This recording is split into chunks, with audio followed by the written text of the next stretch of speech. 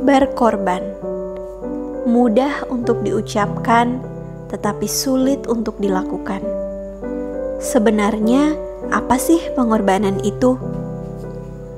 Pengorbanan itu berarti merelakan sesuatu yang berharga, bisa harta, tenaga, pikiran, waktu, bahkan nyawa, dari kita untuk diberikan kepada yang kita cintai dengan tulus demi kebahagiaan mereka.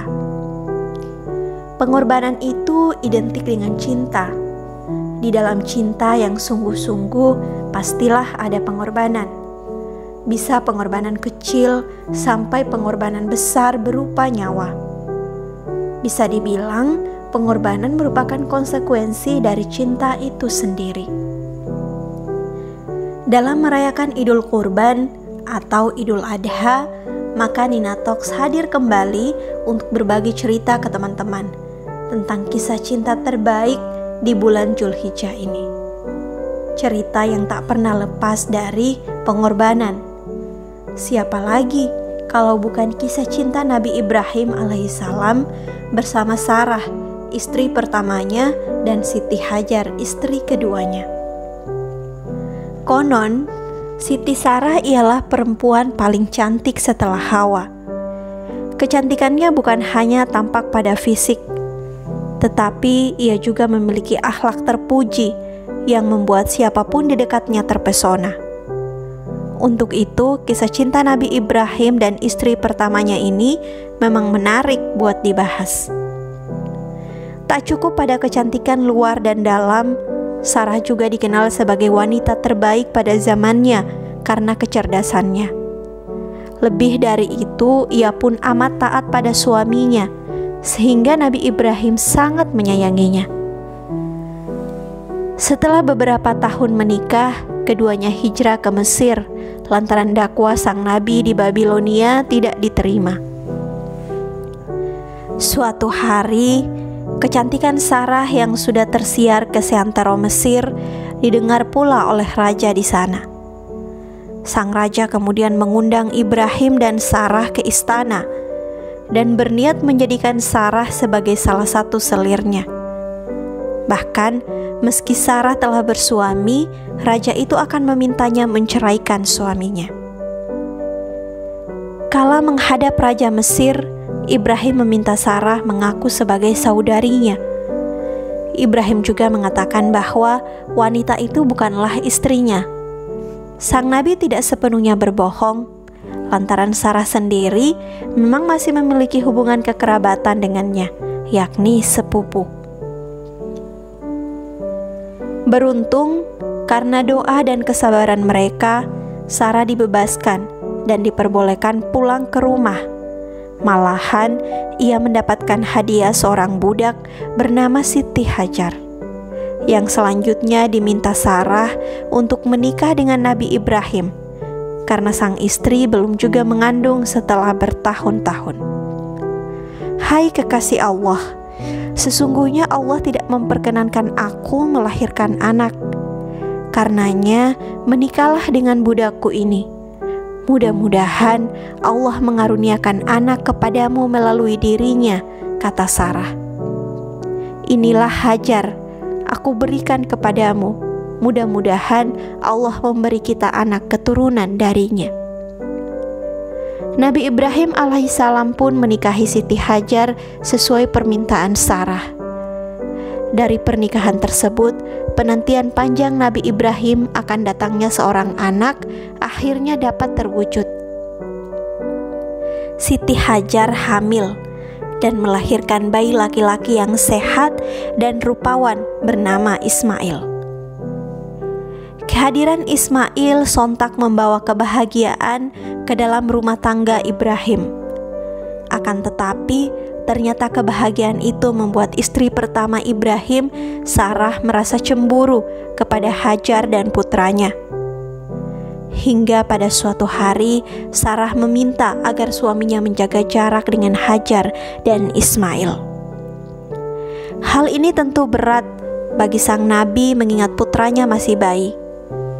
Lalu tak lama ia membawa Hajar dan Ismail pergi dari rumah demi menjaga perasaan Sarah, sekaligus menuruti permintaan Sarah yang tidak ingin tinggal satu atap dengan sang budak dan putranya. Menurut kisah, Nabi Ibrahim dan istrinya Siti Hajar pergi membawa Ismail ke sebuah lembah Bakah, atau yang sekarang dikenal sebagai kota Mekah. Tempat tersebut sangat kering dan berpasir. Hampir tidak ada tanaman atau makanan yang bisa didapatkan. Di lembah Bakah dekat Baitullah, Nabi Ibrahim meninggalkan Ismail dan istrinya untuk kembali kepada Sarah. Ia pergi dengan berat hati dan memohon kepada Allah supaya Hajar dan Ismail tidak kelaparan serta senantiasa diberi kecukupan rezeki. Siti Hajar adalah istri Nabi Ibrahim alaihissalam, sekaligus isyarat lambang wanita sejati yang taat kepada suami dan perintah Allah Subhanahu wa Ta'ala, untuk meletakkannya bersama Ismail yang masih dalam buaian di lembah padang pasir nan tandus di Mekah, untuk sementara waktu tanpa pembantu pribadi, mobil pribadi, bekal yang mewah, uang yang banyak, serta tempat tinggal yang nyaman dan ber-AC. Hajar harus berjuang untuk kelangsungan kehidupannya esok hari. Dasar utama yang membuat Hajar tetap setia mendampingi suaminya Ibrahim alaihissalam adalah karena keyakinan dan keteguhannya bahwa suaminya adalah seorang suami yang bertanggung jawab dan tentu tidak akan membiarkan begitu saja kehidupannya dalam keterasingan itu. Apalagi meninggalkannya itu merupakan perintah langsung dari Allah Subhanahu wa Ta'ala. Di samping kesetiaan Hajar yang tulus kepada suaminya, ia juga setia terhadap Allah Subhanahu wa Ta'ala, dan ini dibuktikan dari transkrip dialog yang terjadi antara Hajar dan Nabi Ibrahim alaihissalam. Allahu amaraka bihadza, apakah Allah yang memerintah kepadamu agar saya tinggal di sini? Nabi Ibrahim menjawab, "Na'am, iya." Kemudian Siti Hajar berkata lagi, "Jadi kalau begitu Allah tidak akan membiarkanku." Ya Tuhan kami, sesungguhnya aku telah menempatkan sebagian keturunanku di lembah yang tidak mempunyai taman-taman di dekat rumah Engkau Baitullah yang dihormati. Ya Tuhan kami, yang demikian itu agar mereka mendirikan sholat, maka jadikanlah hati sebagian manusia cenderung kepada mereka dan beri rezekilah mereka dari buah-buahan, mudah-mudahan mereka bersyukur. Quran Surat Ibrahim. Di sisi lain, Ismail menangis kelaparan dan Siti Hajar kebingungan. Dalam keadaan seperti ini, kaki Ismail yang menghentak-hentak tanah tiba-tiba membuat mata air bersih dan segar terpancar keluar dari sana. Lembah Bakah juga berubah menjadi tempat yang terbilang subur. Memunculkan keyakinan seperti ini sangat sulit sekali, apalagi di tengah kesulitan hidup yang menerpa Hajar pada waktu itu. Akan tetapi, beliau tetap teguh dan setia kepada Allah hingga pada akhirnya Allah mengabadikan kisahnya bersama putra kesayangannya Ismail alaihissalam dalam pencarian air minum ketika Ismail kecil kehausan, yang diabadikan Allah lewat kewajiban sa'i, yakni berlari kecil antara Bukit Safa dan Marwah. Setelah diperintahkan meninggalkan istri dan anaknya, yaitu dengan turunnya perintah untuk meletakkan istrinya Hajar bersama Ismail yang masih dalam buaian, di lembah yang tidak ada nuansa kehidupannya di padang nan tandus, segala kesulitan, kepahitan, keresahan yang ditempuh Hajar bersama anak kecilnya Ismail alaihissalam di tengah-tengah padang pasir. Tidak hanya sampai di situ, Nabi Ibrahim kembali mendapat ujian melalui mimpi, yakni diperintahkan oleh Allah untuk menyembelih putra tercintanya sekaligus anak satu-satunya, yakni Nabi Ismail alaihissalam. Kesetiaan Nabi Ibrahim terhadap Allah mendapat ujian yang sangat luar biasa, dan mungkin sebagian kita menganggap sangat tidak lazim untuk dilakukan. Akan tetapi, Nabi Ibrahim membuktikan kesetiaannya itu kepada Allah dengan mendatangi putranya Ismail dan menyampaikan mimpinya itu. Peristiwa ini kembali diabadikan dalam Quran surat As-Safaat ayat 102. Ketika Nabi Ibrahim alaihissalam menyampaikan berita perihal mimpinya, ketika mendapat perintah dari Allah untuk menyembelih dirinya Ismail, sedikit pun Ismail tidak gentar atau benci dan memusuhi ayahnya tersebut.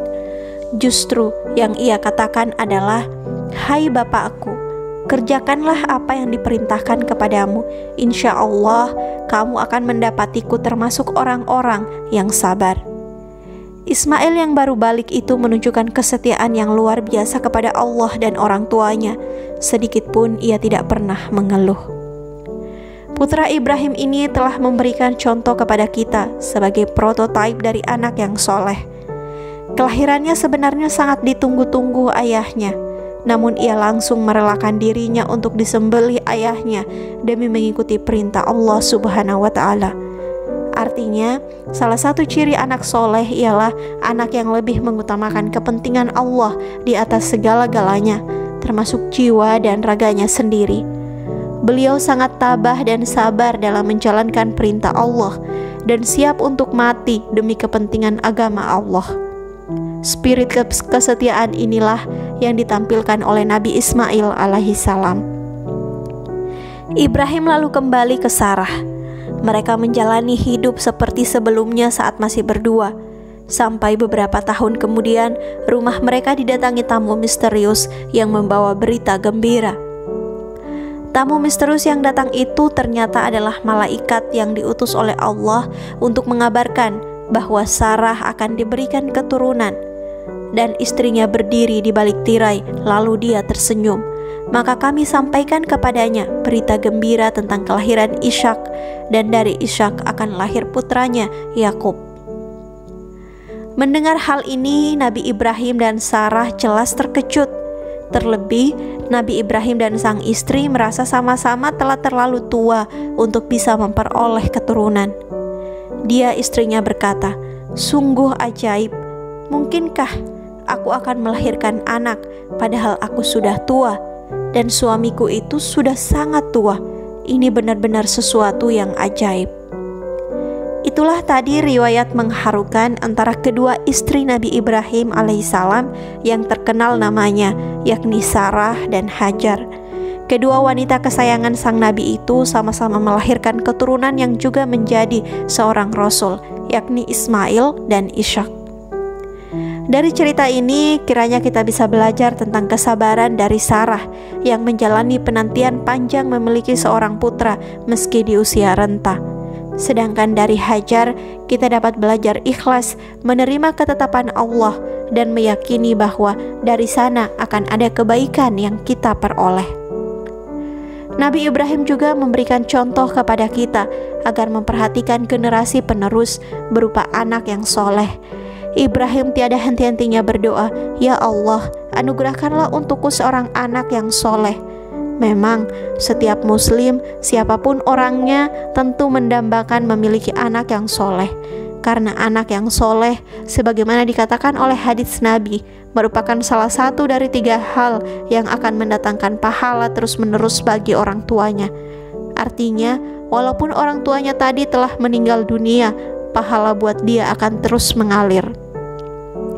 Rasulullah SAW bersabda, "Apabila manusia telah meninggal dunia, maka semua amalnya terputus kecuali dari 3 perkara, yaitu sedekah jariyah, ilmu yang bermanfaat, dan anak soleh yang mau mendoakannya." Menurut hadis tersebut, memiliki anak soleh adalah merupakan investasi amal bagi orang tuanya. Untuk itu, sungguh beruntung bagi setiap muslim yang memiliki anak-anak yang soleh ini. Terima kasih sudah mendengarkan cerita ini sampai akhir. Semoga bermanfaat untuk teman-teman. Semoga banyak hikmah yang bisa dipetik dari cerita Nabi Ibrahim alaihissalam bersama Sarah, Siti Hajar, dan juga Ismail.